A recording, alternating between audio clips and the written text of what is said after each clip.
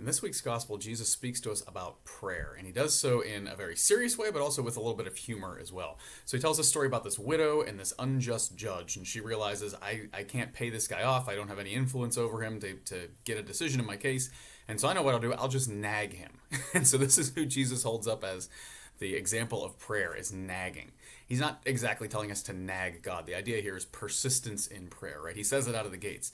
The point of this parable is to highlight the importance that we should pray and not lose heart, not lose hope, right?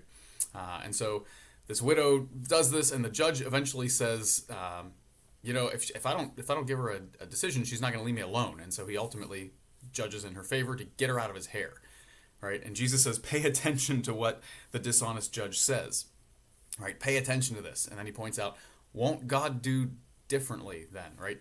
So his point here is not to say God is like an unjust judge. His point is to say God is not like an unjust judge. Similar to that story where Jesus says, how many among you and your child asks for bread would give him a rock, right? Jesus is saying, if you guys in this fallen, messed up world down here, weighed down by sin and attraction to sin, do certain things well or right, don't you think God's going to do them even better? Don't you think your good and loving Father in heaven, who knows what you need, wants what's best for you, understands the big picture of your life and of history, so that he won't just give you what you want right in the moment necessarily if it's not for your long-term good, right? He's got reasons for his patience. If we know how to give good things in this life, doesn't God know how to do better? And so we need to be persistent in prayer, not because we're going to nag God into submission, but because prayer is our relationship with God, continually talking to God about what we think we need and what we think we want. And adding on to that, the perfect prayer, right? Your will be done at the end of that.